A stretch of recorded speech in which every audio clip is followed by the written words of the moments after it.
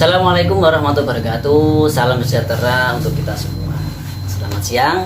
Perkenalkan, nama saya Muhammad Khairuddin. Saya berasal dari Demak. Saya merupakan salah satu mahasiswa di Universitas Swasta di Ungaran. Saya di sini akan melakukan wawancara dengan salah satu narasumber, yaitu Kak Ocha. Yang mana Kak Ocha ini merupakan salah satu mahasiswi dari salah satu kampus negeri di Semarang. Jadi perlu saya sampaikan, saya di sini ingin memenuhi tugas dari salah satu dosen yang ada di kampus saya, yaitu mata kuliah studi agama-agama. Tugas tersebut yaitu mewawancarai salah satu orang yang beragama non-muslim. Jadi kebetulan saya ada salah satu narasumber ini berasal dari kampus negeri di Semarang. Beliau bernama Kak Ocha. Beliau semester 4 jurusan ilmu politik, yang saat ini akan menjadi narasumber saya untuk tugas dari Bu Rina Priyani MPD, mata kuliah studi agama-agama. Jadi saya di sini perlu saya sampaikan, saya tidak ada maksud apapun dalam pembuatan video ini, karena memang murni saya hanya ingin memenuhi tugas dari dosen. Jadi jika ada sesuatu yang menyinggung pihak manapun, saya selaku pribadi mohon maaf. Dan tidak perlu lama-lama, mari kita sambut narasumber saya, yaitu Kak Ocha. Halo. Hai Kak Ocha. Halo, hai. Silakan perkenalkan nama Anda, terus ya agama, dan bagaimana tata cara agama yang Anda anut, lalu ya cara ibadah atau dari segi ibadah atau mungkin hari rayanya seperti apa? Oke, sebelumnya kenalin, nama aku Ocha. Ya, tadi udah disebutkan juga aku berasal dari salah satu kampus negeri di Semarang. Aku juga sekarang lagi di semester 4 nih, gitu. Mau ke semester 5. Mungkin nanti. Iya, semangat juga ya. Terus aku juga dari jurusan ilmu politik. Sebelumnya aku juga makasih banyak udah disambut menjadi narasumber. Sedikit menjelaskan kalau aku tersendiri itu berasal dari agama Kristen Protestan gitu, yang dimana sebenarnya Kristen Protestan itu berbeda dengan Katolik gitu kan, sering berbeda dalam maksud di sini ya kan. Ini tadi nanya ke cara ibadah ya, jadi agak sedikit berbeda memang kalau untuk Katolik sama Kristen Protestan gitu. Nah kalau aku sendiri yang Kristen Protestan itu memang untuk masalah ibadah ada lagi alirannya beberapa gitu. Jadi kayak aliran karismatik itu biasanya mungkin yang beberapa teman-temanku tahu gerejanya tuh ibadahnya kayak lagi konser, nonton konser. Tapi berarti setiap aliran yang satu dengan yang satu yang lain beda nggak? Tata caranya saja yang berbeda gitu. Karena memang untuk masalah tata cara ibadah itu kan balik lagi ke bagaimana gereja itu ya. Cuman kalau masalah menyembahnya yang siapa, ya itu sama yang disembah gitu. Mungkin ya Isa Al-Masih juga, semua itu pasti Isa Al-Masih juga disembah, cuman memang tata caranya saja yang berbeda. Nah kalau di aku sebenarnya cukup simple sih, yang seperti yang kita tahu ya, orang Kristen gerejanya hari Minggu kayak gitu.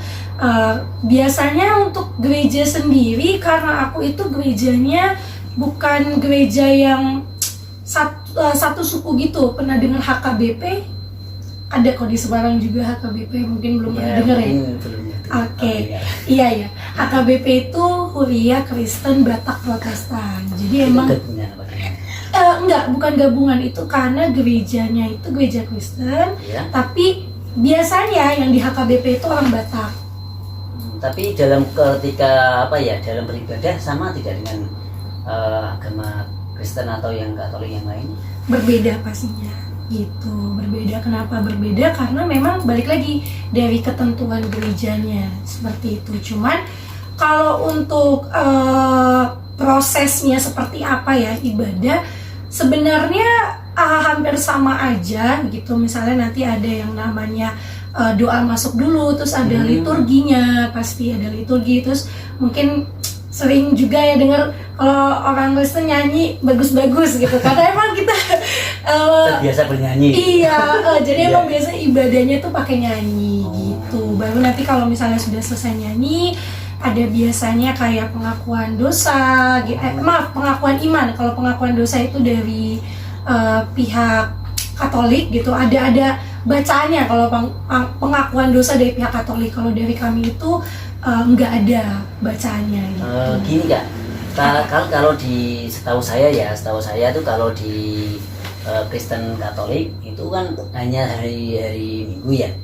Lalu selain hari Minggu itu untuk di ibadah di agama sampean itu biasanya apain? Oke, kalau biasanya ya, mungkin ini sedikit menyinggung berarti ke hari-hari besar aja ya, aku tangkap.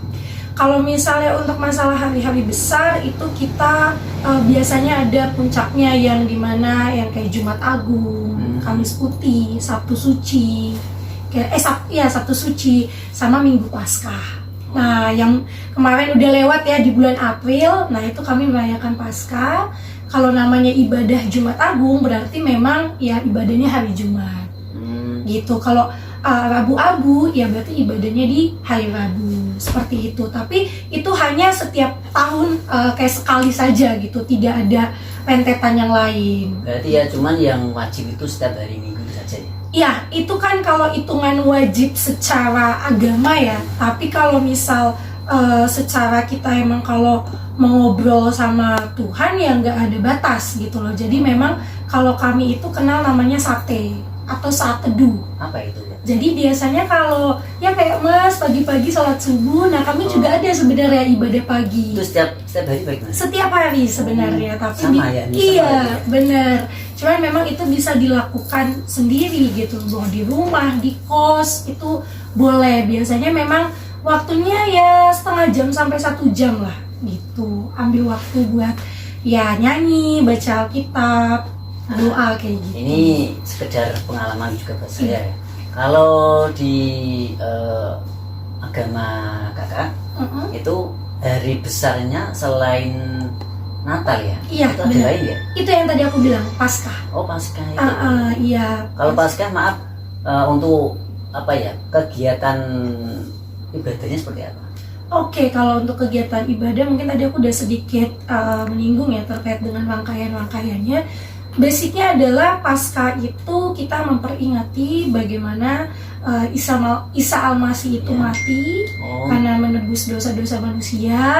Lalu Isa Al-Masih itu bangkit pada hari yang ketiga, yang dihitung dari Jumatnya dia disalib, yaitu meninggal, dikubur, lalu hari Minggu itu dia bangkit. Makanya namanya Minggu Paskah gitu, atau Minggu. Tapi Minggu Paskah ini ada setiap bulannya? Enggak, setahun sekali itu doang. Dan itu memang biasanya di bulan April. Seperti itu. Iya. Kalau pas Natal itu biasanya kan yang saya tahu itu cuma di mohon maaf ya. Iya, itu kan hanya pas hari itu tanggal 25 Desember itu kegiatannya seperti apa? Oke, kalau untuk Natal ya, kalau untuk Natal itu kan balik lagi mungkin ya aku kasih tahu dulu, Natal itu kan memperingati hari kelahirannya Isa Al-Masih. Gitu. Jadi lebih kayak ibadah kita yang senang-senang gitu loh, karena kan ibaratnya juru selamat yang kita kenal yaitu Isa Al-Masih lahir ke dunia seperti itu. Jadi kalau untuk ibadah lebih yang kayak lucunya sih ibadah anak kecil sih. Gitu. Iya, tapi semua kalangan ikut semua kalangan. Pasti ada ibadah untuk yang remajanya, ininya ada gitu. Cuman paling ikoniknya gitu atau yang paling kelihatan ya kalau ibadah Natal itu malam kudus. Malam 25-nya apa gimana? 24, jadi malam Natal. Makanya ibadah malam Natal itu biasanya ramai banget. Kadang aku sampai nggak dapet tempat duduk. Kayak gitu. Iya, kadang ibadah malam kudus tuh nanti ada satu di mana di bagian ibadah itu lampu di ruang ibadah itu semua dimatiin. Lalu kami nyanyi ya lagunya itu lagu Malam Kudus yang dimana kelahiran Isa Al-Masih itu kan di sebuah kandang yang gelap gitu, kandang domba yang gelap kecil. Jadi kita kayak mau membawa suasana kandang itu yang gelap, tapi di dalam kandang tersebut ada terang yang dimana kita pasti dikasih lilin satu-satu gitu. Itu pas malam. Nah, malam Natal tadi, ibadah malam Natal gitu. Apa selama prosesi sebelum Natal itu dan sesudahnya, apa memang ada pelayanan khusus? Oke, kalau mungkin pelayanan khusus atau mungkin hanya pas 25 atau 24 tadi atau gimana? Oke, kalau untuk masalah 24-25 itu kan sebenarnya hanya tanggalan yang ada di kalender yang akhirnya membuat setiap tahunnya itu seperti itu gitu. Maksudnya tanggal 25 ya udah kita tahu orang Kristen Natalan gitu. Ya. Padahal sebenarnya ya sebelum tanggal itu pun mau melakukan Natal itu nggak ada masalah. Tapi memang biasanya hanya di bulan Desember gitu. Kalau untuk pelayanan khusus balik lagi itu dari acara gerejanya. Mungkin bisa pelayanan khususnya dengan karena kan gereja itu ada prinsip melayani juga.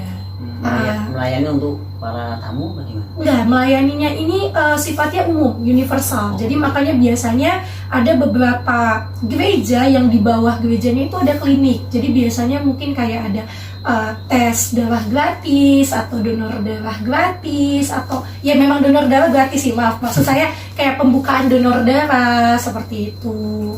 Jadi pelayanannya lebih untuk menunjukkan kasih Isa Al-Masih atau kasih Kristus itu ke sesama manusia gitu biasanya.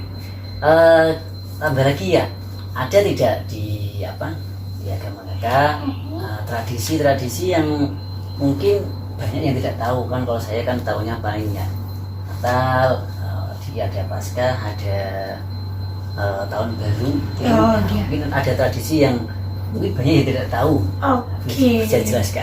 Kalau banyak yang nggak tahu ya, jadi kalau di aku sendiri itu ada namanya katekisasi. Apa itu Kak? Katekisasi itu simpelnya kayak kita belajar agama juga, belajar agama Kristen pastinya dan belajar agama-agama lain. Tapi pasti condong lebih ke agama kita itu tuh sampai beli buku waktu itu aku juga itu belajarnya selama 1 tahun. Tujuannya untuk apa? Jadi gini, kalau waktu kecil mungkin Masnya juga udah pernah dengar ya kalau orang Kristen tuh dibaptis. Oh iya. Ya gitu. Nah kalau kecil itu kan dibaptis ibaratnya aku nggak bisa ngomong apa-apa gitu. Jadi kayak mama papaku yang menyerahkan aku ke pendeta untuk dibaptis, yang dimana itu masih orang tua yang menyerahkan anaknya. Oh gitu. Nah kalau katekisasi itu dimana mungkin kalau ya aku udah mengalami masa pubertas gitu. Jadi yang cewek berarti sudah menstruasi, yang cowok berarti sudah pernah mimpi basah. Itu kan udah itu mengalami masa pubertas. Hampir sama di Islam ya. Iya. Kalau di Islam kan ada batas-batas. Dikatakan kalau di Islam kan balik. Iya. Kalau di agama Kristen Katolik berarti memang hampir ada kesamaan, tapi mungkin ya beda di caranya saja. Iya benar. Jadi ya dari katekisasi itu di saat emang tadi baik perempuan maupun laki-laki sudah mengalami pubertas, maka dia akan yang tadinya waktu kecil orang tuanya yang menyerahkan, sekarang diri dia sendiri yang menyerahkan. Dalam artian datang langsung iya, datang langsung nantinya biasanya tuh kita identik pakai baju putih semua nantinya, dan di situ disebut sebagai kalau di aku ya, karena aku juga ada keturunan Bataknya, mungkin nanti aku pakai bahasa Batak aja karena biasanya itu iya, namanya itu Marguru Malua atau Sidi, simpelnya Sidi. Tapi bukan bahasa asli di Katolik. Kalau bahasa Katolik sama kita sih katekisasi tadi yang aku udah sebut. Nah belajarnya itu katekisasi, jadi itu 1 tahun kita belajar, nanti ada ujiannya juga. Nah udah setelah itu baru kita menyerahkan diri secara utuh bahwasanya saya sudah setuju dan juga akan ya ibaratnya kayak perjalanan iman gitu loh. Secara pribadi aku mempercayai bahwa Isa Al-Masih itu Tuhan dan Juru Selamatku gitu, seperti itu. Baik, oke Kak Ocha, saya dapat beberapa pengalaman dari terima kasih aku juga. Sebelumnya saya terima kasih. Nanti bisa dilanjut lain waktu. Oke, siap. Jadi terima kasih karena tadi saya sudah berbincang dengan Kak Ocha, salah satu narasumber saya. Jadi beberapa ada hampir kemiripan dari agama Islam dan di agamanya Kak Ocha, yaitu Kristen Katolik. Nah, jadi Cukup sekian dari yang saya sampaikan hari ini. Saya ucapkan terima kasih. Dan sekali lagi saya sampaikan tidak ada maksud apapun di dalam video ini. Saya murni hanya ingin memenuhi tugas dari dosen, yaitu mata kuliah studi agama-agama yang diambil oleh Bu Rina Priyani. Semoga bermanfaat, diambil yang baik, yang jelek ya dianggap hiburan aja. Baik dari saya. Assalamualaikum warahmatullahi wabarakatuh.